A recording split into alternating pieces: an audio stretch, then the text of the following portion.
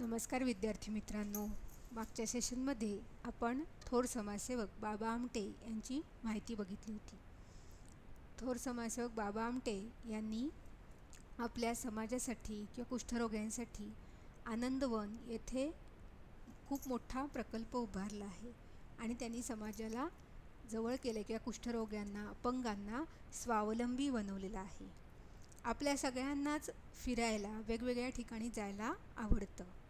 आपल्याला सुट्टीमध्ये किंवा आपल्याला शाळेमध्ये सुद्धा सहल हवीशी आवडते की सहलीचा भाग हा आपल्याला खूप आवडीचा असतो. मी ह्यावर्षी कुठे सहल जाणार, मग तिथं काय काय बघायचं आहे ह्याच्याबद्दल आपल्या मनामध्ये उत्सुकता असते. लहानपणापासून सहल म्हटली की आपल्याला खूप आनंद होत असतो. आपल्या सगळ्यांनाच सहल किंवा प्रेक्षणीय स्थळं बघणं, फिरायला जाणं हा भाग खूप आवडत असतो. सध्या कोरोना महामारीमुळे आपण जास्त हिंडू शकत नाही, पण आपल्याला प्रेक्षणीय स्थळं बघायला किंवा फिरायला खूप आवडतं. मग आपल्याला जसं आपल्या देशामध्ये फिरायला आवडतं तसं परदेशात पण फिरायला आवडतं.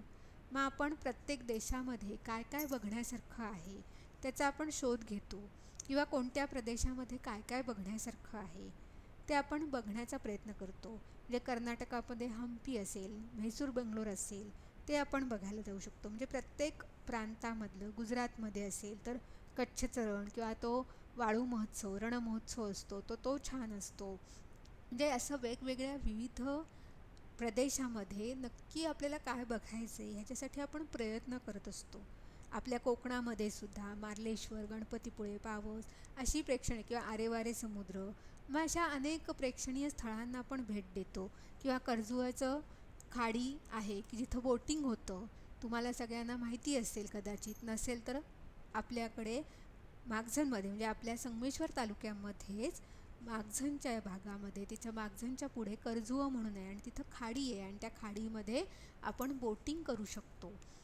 किंवा आपल्याकडे मामाचं गाव म्हणून भाग आहे की ज्याच्यामध्ये जुन्या संस्कृतीनुसार की वाडे कसे असायचे किंवा कौलारू घरं कशी असायची, त्याच्यामध्ये आपण गंगाळं म्हणजे काय की ज्याच्यामध्ये पूर्वीच्या काळी आंघोळ केली जायची. मग अशी अनेक प्रेक्षणीय स्थळं किंवा भवानगड जो छत्रपती शिवाजी महाराजांनी भवानी देवीची तिथं स्थापना केलेली आहे, असा भवानगड, म्हणजे असे आपल्या कोकणात सुद्धा आसपास अनेक प्रेक्षणीय स्थळं आहेत. मग ती स्थळं आपण बघायला जाऊ शकतो. मग ह्याचबरोबर आपल्या महाराष्ट्राचं आकर्षण कोणतं आहे किंवा आपल्या महाराष्ट्रामध्ये अनेक देशी विदेशी म्हणजे परदेशी लोक, विदेशी म्हणजे दुसऱ्या देशातले, असे अनेक जण महाराष्ट्राला भेट देतात. का महाराष्ट्राला भेट देतात? कारण महाराष्ट्राची आर्थिक राजधानी ही मुंबई आहे आणि मुंबईमध्ये अनेक गोष्टींचा विस्तार झालेला आहे. कारण का तर पूर्वीच्या काळी प्रवास हा जास्तीत जास्त समुद्रमार्गे होत असे. समुद्रमार्गाने इंग्रज जेव्हा भारतामध्ये आले तेव्हा ते समुद्रमार्गे आले. आता आपण हवाई मार्गानं म्हणजे एरोप्लेन किंवा विमानाचा वापर करून आपण प्रत्येक देशामध्ये जातो आणि विमान प्रवास करतो. का विमान प्रवास करतो? कारण विमान प्रवास हा जास्तीत जास्त जलद आहे. म्हणजे आपल्याला दुसऱ्या देशांमध्ये जायचं असेल आणि कमी वेळामध्ये जायचं असेल तर आपण विमान प्रवास आपल्याला फायदेशीर पडतो. त्या तुलनेत सागरी प्रवास किंवा समुद्रातून केलेला प्रवास हा खूप कठीण आहे. कारण समुद्रकिनारा खूप मोठा, त्यातून वारा असणं किंवा अनेक समस्या असू शकतात. म्हणून सागरी प्रवासाची जी अनेक साधनं आहेत, म्हणजे चालत जाऊ शकतो, बैलगाडीतून जाऊ शकतो, त्याच्यानंतर टू व्हीलर आपण म्हणतो म्हणजे दोन चाकी वाहनातनं जाऊ शकतो, दोन चाकी वाहनावरनं जाऊ शकतो, चार चाकी वाहनातनं म्हणजे फोर व्हीलरमधनं जाऊ शकतो, असे अनेक किंवा घोड्यावरनं जाऊ शकतो, असे अनेक प्रवासाची साधनं आहेत. सायकल आहे. पण त्याचबरोबर समुद्रमार्गे प्रवास किंवा हवाई प्रवास ही सुद्धा प्रवासाची साधनं आहे की ज्यामुळे आपण एका भागातून दुसऱ्या भागामध्ये पोचू शकतो. मग मुंबई हे काय आहे तर बंदर आहे मोठं. कारण अनेक देशामधून समुद्रमार्गे प्रवास करणं खूप सोपं आहे. आणि मुंबईमध्ये आर्थिकदृष्ट्या किंवा उद्योगधंद्यांसाठी अतिशय अनुकूल वातावरण आहे. त्यामुळे अनेक उद्योगधंदे मुंबईमध्ये निर्माण झाले. गिरणी कामगार निर्माण झाले. गिरणी म्हणजे काय, तर आपलं हे जे सूत आहे, नायलॉन पॉलिस्टर धागे, जे पूर्वी आपण खादीचे कपडे म्हणजे कॉटनचे, कापसापासून बनवलेलं वस्त्र आपण वापरत होतो, त्याला आपण खादीचं वस्त्र असं आपण म्हणतो. त्याच्याऐवजी नायलॉन पॉलिस्टर हे इंग्रजांनी आणलेलं वस्त्र आहे. जेव्हा त्यांनी त्या वस्त्रांचा शोध लावला, त्या कपड्यांचा शोध लावला, तेव्हा ते उद्योगधंदे, त्याच्यासाठी अनुकूल वातावरण हे मुंबईमध्ये निर्माण झालं. आणि म्हणून आपल्या कोकणातलं अनेक कामगार कुठे गेले, मुंबईमध्ये गेले. कारण कोकणापासून पश्चिम किनारपट्टी किंवा आपला हा मुंबईचा भाग आपल्याला खूप जवळचा आहे आणि म्हणून आपल्याला मुंबईमध्ये जायला खूप आवडतं. कोकणातल्या अनेक लोकांना उद्योगधंद्यासाठी मुंबईमध्ये जायला आवडतं, कारण मुंबई ही जवळची आहे. ही पूर्ण किनारपट्टीच आहे. सिंधुदुर्ग, रत्नागिरी, रायगड आणि मुंबई हे सगळं आपली कोकण किनारपट्टी म्हणून येतं. आणि ह्या किनारपट्टीवरती आपण राहत असल्यामुळे आपल्याला मुंबई अतिशय जवळची वाटते. मग मुंबईमध्ये एवढं वैशिष्ट्य काय आहे? केवळ ती भारताची आर्थिक राजधानी किंवा महाराष्ट्राची आर्थिक राजधानी आहे का, असं नाही आहे. तर त्याच्यामध्ये अनेक प्रेक्षणीय स्थळं आहेत. मग ती कोणती कोणती प्रेक्षणीय स्थळं आहेत ते आपण बघूया. मुंबई हे शहर महाराष्ट्राच्या पश्चिम किनाऱ्यावर वसलेलं आहे. म्हणजे अनेक किनारपट्टींना जसं ज्या ज्या दिशेला आहे तसं आपण नाव देतो. दक्षिण किनारपट्टी म्हणजे दक्षिण भारत, उत्तर भारत असं आपण नावं देतो, बरोबर आहे ना. तर तसं पश्चिम, महाराष्ट्राच्या पश्चिम भागामध्ये किंवा पश्चिम किनाऱ्यावरती मुंबई शहर वसलेलं आहे. वसलेलं आहे म्हणजे निर्माण झालेलं आहे. वसणे म्हणजे निर्माण होणे. तर कुठं निर्माण झालं आहे? महाराष्ट्राच्या पश्चिम किनारपट्टीवर, म्हणजे पश्चिम दिशेला जी किनारपट्टी आहे, जो समुद्र आहे, तिथं मुंबई शहर निर्माण झालेलं आहे. पूर्वी या ठिकाणी 7 बेटांचा समुदाय होता. समुदाय म्हणजे काय? एकत्र असणं. समुदाय म्हणजे एकत्र असणं, गट असणं, त्याला आपण समुदाय म्हणतो. म्हणजे ह्या आदिवासी लोकांचा समुदाय, म्हणजे आदिवासी लोक सगळे एकत्र आहेत, त्याला आपण समुदाय म्हणतो. गट असणं, त्याला आपण समुदाय म्हणतो. मग तसं 7 बेट. बेट म्हणजे काय? पाण्याने वेढलेली जमीन. ज्या जमिनीच्या बाजूला सगळीकडे काय आहे? चारी बाजूला पाणी आहे, त्याला आपण बेट असं म्हणतो. कळलं ना? बेट म्हणजे पाण्यानं वेढलेली जमीन. मग अशी 7 बेटं असलेला समुदाय इथं मुंबई शहराला होता. मुंबईच्या 3 बाजूला असलेला समुद्र आणि गगनचुंबी इमारती हे या शहराचे वैशिष्ट्य आहे. म्हणजे आपण तिन्ही बाजूला जर नजर टाकली तर समुद्र दिसतो. आजही आपण मुंबईमध्ये गेलो आणि मुंबईमध्ये गेल्यानंतर आपल्याला सगळीकडे काय दिसतं? समुद्र दिसतो. पूर्वी 7 बेटं होती, आता 3च बाजूला समुद्र आपल्याला दिसतो. आणि गगनचुंबी इमारती. गगन म्हणजे काय? आकाश. चुंबन म्हणजे काय? आकाशाला मिळणारं, भेटणारं, त्याला आपण चुंबन असं म्हणतो. मग गगनचुंबी म्हणजे आकाशाला जणू काही त्या भेटत आहेत. म्हणजे आता ही बघा, एवढी इमारत उंच आहे की जणू काय ती आकाशालाच मिळालेली आहे असं वाटतं. मग अशा इमारती म्हणजे जवळजवळ 40-45 मजली इमारती, एवढ्या मोठ्या इमारती ह्या कुठं आहेत? मुंबईमध्ये आहेत. म्हणून हे या शहराचं वैशिष्ट्य आहे की एवढी उंच इमारत किंवा एवढी उंचावर घरं ही फक्त मुंबईमध्ये आहेत. भारतामध्ये फक्त मुंबईमध्ये ही अशी गगनचुंबी इमारती आहेत आणि हे ह्या शहराचं वैशिष्ट्य आहे. मुंबईच्या समुद्राच्या किनारी भागात कोळी बांधव मोठ्या प्रमाणात राहतात. आता कोळी म्हणजे कोण? तर मासे पकडणारे, ज्यांचा उपजीविका किंवा ज्यांचा व्यवसाय हा माशांवरती चालतो. म्हणजे मासे पकडायचे आणि ते लोकांना विकायचे. हा जोंचा व्यवसाय आहे त्याला कोळी बांधव असं म्हणतात. मग समुद्राच्या किनारी, कारण समुद्रामध्येच काय मिळणार? मासे मोठ्या प्रमाणामध्ये मिळणार आणि त्या मासे विकण्याचं काम त्यांच्याकडे असल्यामुळे ते कुठं राहतात? समुद्राच्या किनारी भागात म्हणजे समुद्राच्या जवळ हे कोळी बांधव मोठ्या प्रमाणामध्ये राहतात, जेणेकरून ते मासेमारी करून आपला उपजीविका करू शकतात किंवा आपला व्यवसाय चालवू शकतात. आपल्याला पैसे मिळण्यासाठी ते मासे पकडण्यासाठी काय करतात, समुद्राच्या जवळ राहतात. किनारी भागात मासेमारी केली जाते. म्हणजे किनाऱ्याजवळच आपण मासेमारी म्हणजे मासे मोठ्या प्रमाणामध्ये जाळ्यात अडकू शकतात, म्हणून किनारी भागामध्ये मासे पकडण्याचं काम हे कोळी बांधव करतात आणि म्हणून ते तिथं राहतात. नेताजी सुभाषचंद्र बोस मार्ग मरीन ड्राईव्ह या ठिकाणचे रात्रीचे रस्त्यावरील दिवे हे हिऱ्याच्या हाराप्रमाणे दिसतात, त्यामुळे यास क्वीन नेकलेस म्हणूनही ओळखले जाते. आता मरीन ड्राईव्ह हा जो मुंबईचा भाग आहे त्याला आत्ताचं नाव जे दिलेलं आहे मरीन ड्राईव्ह हे इंग्रजांनी ठेवलेलं आहे. मग ते इंग्रजांच्या काळातलं नाव बदलून आता तिथे नेताजी सुभाषचंद्र बोस जे क्रांतिकारी आहेत त्यांच्याबद्दलचं नाव हे आपल्या मुंबईला त्या भागाला दिलेलं आहे. मग त्याचं वैशिष्ट्य काय आहे तर रात्रीच्या वेळी रस्त्यावरचे दिवे, आपल्याकडे पण रस्त्यावरती दिवे बघायला छान वाटतं, बरोबर आहे ना, लाईटिंग बघायला आपल्याला छान वाटतं. मग हे रस्त्यावरचे दिवे कशासारखे दिसतात तर हिऱ्याच्या हाराप्रमाणे, म्हणजे नेकलेस. आपल्या सगळ्यांनाच माहिती आहे की नेकलेस आणि त्याच्यामध्ये हिरे असतील तर ते उठून दिसतात.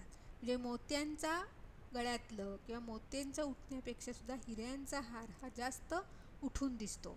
मोत्यांचा असतो, सोन्याचा असतो, पण त्याहीपेक्षा सगळ्यात जास्त चमचमतो किंवा उठून दिसणारा हार कोणता असतो, हिऱ्याचा असतो. मग ते हिऱ्याच्या हाराप्रमाणे हा मार्ग दिसतो, कारण रात्रीच्या वेळी सगळीकडे दिवे असतात आणि त्यामुळे त्या लाईटमुळे तो भाग हा हिऱ्याच्या हाराप्रमाणे दिसतो, म्हणून यास क्वीन नेकलेस असं म्हणतात. क्वीन नेकलेस का म्हटलेलं आहे, कारण नेकलेस म्हणजे गळ्यातलं हार थोडक्यात. मग हा हार कुणाचा आहे तर राणीचा. का राणीचा, कारण हिऱ्याचा हार हा सर्वसामान्य स्त्री घालण्यापेक्षा हिऱ्याचा हार हा राणी घालणार, म्हणून राणीच्या हाराप्रमाणे जसे राणीच्या हाराला अनेक हिरे असतील त्याचप्रमाणे ह्या हिऱ्याच्या हाराप्रमाणे रस्त्यावरचे दिवे दिसतात, म्हणून ह्या भागाला क्वीन नेकलेस असं म्हणून ओळखलं जातं. घारापुरी लेणी ही मुंबईच्या दुसऱ्या किनाऱ्यावर वसलेली आहे. म्हणजे तिन्ही बाजूला काय आहे, समुद्र आहे. मग पहिला आपण भाग बघितला तो कोणता आहे की मरीन ड्राईव्ह, जिथं क्वीन नेकलेस म्हणून तो भाग ओळखला जातो. पुढचं आहे ते घारापुरी लेणी. आता लेणी म्हणजे काय तर पूर्वीच्या काळी दगडामध्ये जे बांधकाम केलं जायचं किंवा घडवलं जायचं, मूर्ती घडवल्या जायच्या, त्याला आपण लेणी असं म्हणतो. मग ह्या घारापुरी लेणीवरती काय आहे तर आपल्या मुंबईच्या भागामध्ये किंवा मुंबईच्या ह्याच्यामध्ये जे काही मुंबईमध्ये किंवा महाराष्ट्रामध्ये जे काही देवदेवता किंवा अन्य चित्र आहेत तर ती चित्र कोरण्याचं काम किंवा चित्र कोरलेला भाग जो आहे दगडामध्ये तो त्या घारापुरी लेणीला आहे आणि ही घारापुरी लेणी प्रसिद्ध आहे. तेथील त्रिमूर्ती म्हणजे शंकराचे तोंड ब्रह्मा विष्णू महेशाचे दर्शन घडवते. आपण शंकर जसं म्हणतो की त्रिमूर्ती म्हणजे तीन देवता, कोणत्या, ब्रह्मा विष्णू आणि महेश म्हणजे शंकर, ह्या तिघांचं दर्शन त्या त्रिमूर्ती ह्या घारापुरी लेणीच्या चित्रामध्ये महत्त्वाचं किंवा दर्शन वैशिष्ट्यपूर्ण आपल्याला त्या लेणीमध्ये तिथल्या चित्रामध्ये मिळतं. येथील स्थापत्य अतिशय सुंदर आहे. स्थापत्य म्हणजे काय, जो बांधलेला भाग आहे, लेणी जी बांधलेली आहे म्हणजे दगडामध्ये कोरलेली आहे ती अतिशय सुंदर आहे, ज्यामुळे सगळ्यांना प्रेक्षणीय वाटते किंवा बघावीशी वाटते आणि त्यासाठी अनेक प्रेक्षक त्या लेणीला भेट द्यायला नक्की येतात. आता हे गेटवे ऑफ इंडिया, गेट म्हणजे काय, प्रवेशद्वार. आपल्याकडे सुद्धा घरामध्ये प्रवेश करायचा असेल तर पहिल्यांदा आपल्याला काय उघडायला लागतं, गेट उघडायला लागतं, त्याला आपण मराठीमध्ये फाटक सुद्धा म्हणतो. मग असं जे फाटक आहे किंवा घराचं जे प्रवेशद्वार आहे तसंच भारताचं प्रवेशद्वार काय आहे तर मुंबई हे आहे. हे त्यामुळे गेटवे ऑफ इंडिया असं त्याला म्हटलेलं आहे की समुद्रमार्गे जर भारतामध्ये प्रवेश मिळवायचा असेल तर ह्या मुंबईमधनंच प्रत्येकाला जावं लागणार आहे. म्हणून गेटवे ऑफ इंडिया असं मुंबईला म्हटलं जातं. गेटवे ऑफ इंडिया हे भारताचं प्रवेशद्वार आहे. घारापुरी लेणी बंदराच्या आसपासच्या अन्य समुद्र किनाऱ्यावर जाण्याकरता बोट सेवा देखील आहे. म्हणजे आपल्याला ती लेणी बघायची आहे, प्रेक्षणीय स्थळ म्हणून आहे आणि आपल्याला ती लेणी बघायची आहे, तर आपण कसं जायला पाहिजे, तर बोटीमधून प्रवास करून आपण त्या समुद्र किनाऱ्यावर जाऊ शकतो आणि ती घारापुरी लेणी बघू शकतो. त्याच्या मागील बाजूस सुंदर अशी जुनी आणि नवीन ताजमहाल हॉटेलची इमारत आहे. ही सगळ्यात मोठं जे हॉटेल आहे ताजमहाल, ह्या ताजमहाल हॉटेलची इमारत गेटवे ऑफ इंडियाच्या जवळच आहे, की ज्याच्यामध्ये सुद्धा 26/11चा किंवा 26 नोव्हेंबरचा बॉम्बस्फोट झाला होता. तो बॉम्बस्फोट ह्या सगळ्या भागावरती झाला होता. का झाला होता? कारण समुद्रमार्गे ते मारेकरी आले होते. मग अशीच प्रेक्षणीय स्थळं मुंबईमध्ये बरीचशी आहेत, पण समुद्रमार्गे अनेक जण आपल्याकडे प्रवेश करतात. मुंबई हे शहर महाराष्ट्र राज्याची राजधानी तसेच भारताची आर्थिक राजधानी आहे. आपल्या महाराष्ट्र राज्याची राजधानी कोणती आहे, तर मुंबई आहे. आणि तसंच एक अजून वैशिष्ट्य आहे की संपूर्ण भारताची आर्थिक राजधानी, आर्थिक म्हणजे इकॉनॉमिकल जी राजधानी आहे ती मुंबई आहे. आर्थिक संस्था तसेच अनेक कंपन्यांची मुख्य कार्यालय येथे आहे. जसं आर्थिक राजधानी का म्हटलेलं आहे, कारण अनेक कंपन्यांची मुख्य कार्यालय कुठं आहेत, मुंबईमध्ये आहेत. म्हणून आर्थिक राजधानी असं, भारताची आर्थिक राजधानी असं मुंबईला म्हटलं आहे.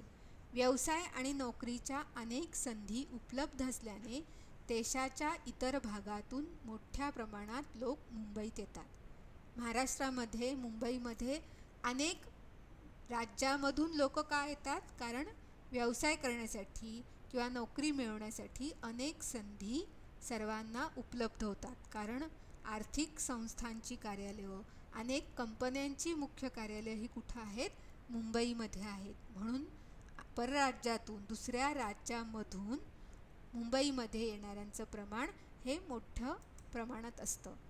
मुंबईतील लोकजीवन हे आधुनिक प्रकाराचं आहे. येथील लोकजीवनावर पाश्चिमात्य संस्कृतीचा प्रभाव दिसून येतो. मुंबईत अनेक पंथाचे व धर्माचे, विविध भाषा बोलणारे, अनेक व्यवसाय करणारे लोक राहतात. त्यामुळे येथील सण उत्सवात विविधता आढळते. मुंबईचं जीवन हे कसं आहे, अतिशय गतिमान आहे, कारण आधुनिक प्रकारचं आहे. आधुनिक म्हणजे नवीन. पूर्वीच्या काळी जसं शेती हे महत्त्वाचं व्यवसाय होता, तसं मुंबईचं जीवन नाही आहे. तर मुंबईचं जीवन हे औद्योगिकरणामुळे उद्योगधंद्यावर अवलंबून आहे. म्हणजे सकाळी 7 वाजता जर ती नोकरी सुरू होत असेल तर 5 वाजता उठून त्या व्यक्तीला घराबाहेर पडायला लागतं. म्हणून आधुनिक प्रकारचं जीवन हे मुंबईमध्ये आढळतं. आणि त्याचबरोबर तेथील जीवनावर पाश्चिमात्य म्हणजे जे दुसऱ्या देशातली संस्कृती आहे त्या संस्कृतीचा प्रभाव ह्या लोकांच्या जीवनामध्ये आढळतो.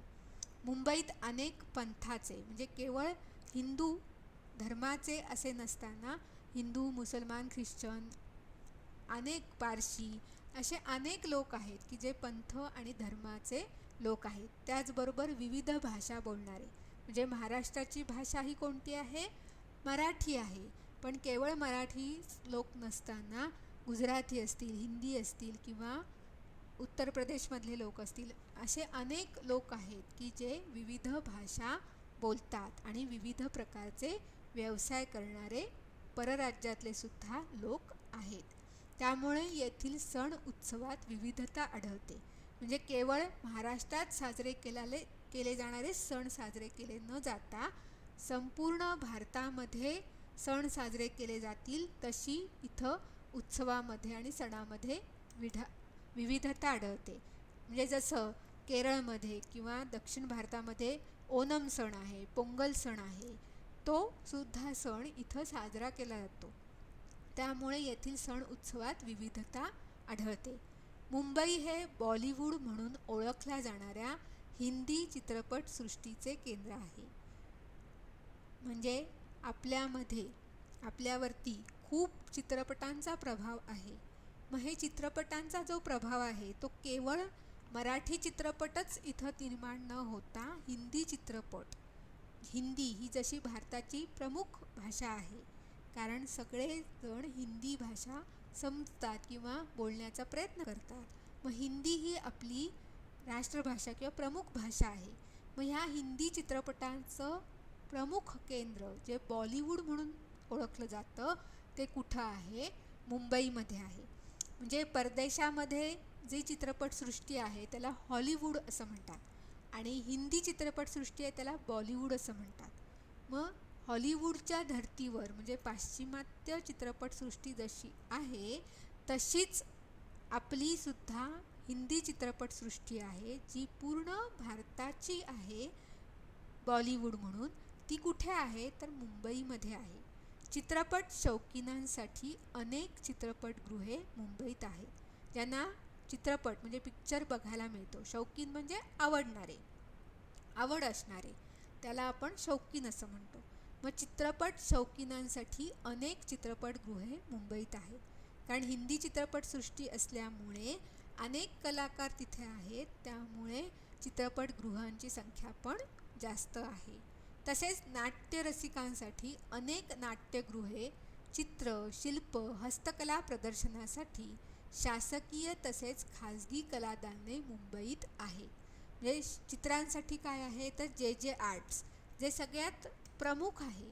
मग ज्यांना चित्रकला आवडते तर त्या जे आर्ट्समध्ये जाऊन तिथलं कलादालन बघू शकतात. म्हणजे पूर्वीच्या काळची चित्र किंवा चित्रांचे प्रकार, चित्र कशी काढली गेली आहेत हे सगळं बघण्याची आपल्याला तिथे ते आपण बघू शकतो, कारण मुंबईमध्ये ती सोय आहे.